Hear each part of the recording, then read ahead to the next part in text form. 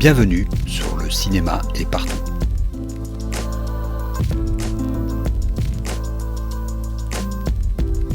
Un podcast sur l'industrie du cinéma et ses évolutions.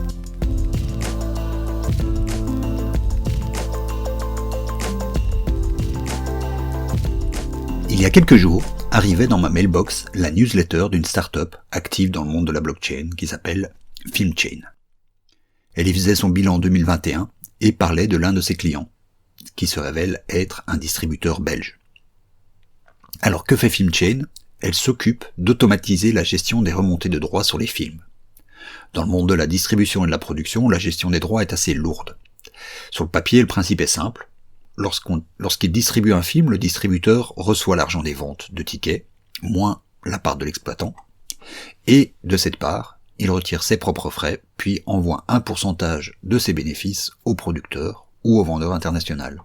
Celui-ci fait ensuite de même, il redistribue ses recettes mondiales, moins ses dépenses, aux différents investisseurs du film. Dans la pratique cependant, tout ce processus demande énormément d'administration, de validation des dépenses, d'audit sur les recettes, et ajouter à cela les recettes venant de sources de revenus secondaires comme les plateformes de streaming, la VOD, les ventes aux télé, etc., où souvent il y a d'autres pourcentages qui s'appliquent, et cela devient un vrai labyrinthe comptable. FilmChain propose d'englober tout cela dans des smart contracts, des contrats automatisés, ce qui rend la procédure à la fois beaucoup plus simple, transparente grâce à la technologie de la blockchain où toutes les transactions sont à tout moment consultables, et, ce qui est moins évident, sûre. Parce qu'il faut bien reconnaître qu'il y a encore beaucoup de hacks et de détournements de fonds, certes virtuels, dans cet univers. Mais les protocoles s'améliorent de jour en jour. Ce que fait FilmChain, finalement, c'est l'usage le plus évident de la blockchain. Après tout, sa proposition principale est là, transférer facilement de la valeur via le web, de manière transparente et sécurisée, sans intermédiaire. Mais tout cela m'a fait penser à un article, qui date un peu et que vous retrouverez dans les notes, où je parlais d'un problème purement de marketing, pour le coup, du monde du cinéma, la billetterie. Les distributeurs de films fournissent tous les efforts de promotion, y compris par de la publicité digitale.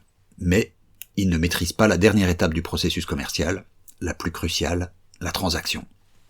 Puisque ce sont des entités séparées, les exploitants de cinéma, qui les enregistrent. Et les distributeurs n'ont donc aucune possibilité de savoir si l'argent de leur promotion est bien utilisé ou pas. Certes, le cinéma n'est pas la seule industrie qui connaît des problèmes d'intégration du point de vente dans la boucle marketing. Mais le problème, c'est la courte durée de vie d'un film en salle. Le temps d'avoir un reporting précis, il y a des chances que le film ait déjà disparu de certaines salles, et il n'y a plus moyen de revoir sa stratégie de marketing. Évidemment, on peut aussi comprendre la réticence des salles à laisser des distributeurs fouiner dans leurs affaires, à aller voir de plus près les ventes d'un tel ou d'un autre.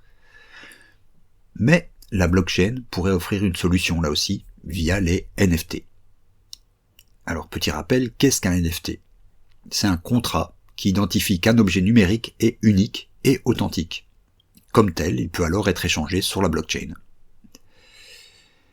Et d'un point de vue purement commercial, que fait une salle de cinéma ? Elle met à disposition, toutes les 2-3 heures, un nombre déterminé de sièges pour y visionner un film en particulier. Et donc chaque ticket, pour chaque séance, pourrait aisément être un NFT. Mettons que chaque cinéma, plutôt que de gérer seul sa billetterie, la met sur la blockchain. Pour chaque vente, un NFT est édité, minté, qui correspond à une place pour une séance particulière, le ticket. On crée ainsi une sorte de pot commun vers qui chacun, le distributeur, l'exploitant, voire même d'éventuels partenaires commerciaux, pourrait rediriger. Chacun y reçoit automatiquement sa part et peut du même coup être comptable de ses efforts de promotion. Reste la question des grands multiplexes, parfois cotés en bourse, et pour qui les ventes de tickets sont une donnée sensible. Là aussi, la blockchain est une solution. La confidentialité du système est garantie. Ce sont des portefeuilles numériques qui effectuent les transactions, sans aucune information sur son porteur, que ce soit une personne ou une société. La beauté du système, c'est donc qu'il peut convenir autant aux cinémas indépendants, qui pourront mieux coordonner leurs efforts marketing avec les distributeurs, que pour les grosses structures, pour qui, depuis longtemps déjà, la salle est le produit d'appel, et qui verront ainsi leurs frais de gestion réduits. Bien sûr, il est clair qu'il y a encore pas mal d'obstacles, de réticences à combattre, de problèmes légaux et commerciaux à aborder avant d'en arriver là. D'autant qu'il n'y a toujours aucune législation autour de la technologie blockchain.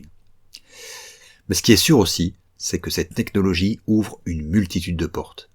Et celle des tickets sous forme de NFT est, à mon sens, l'une des plus prometteuses à court terme pour notre industrie. À la semaine prochaine.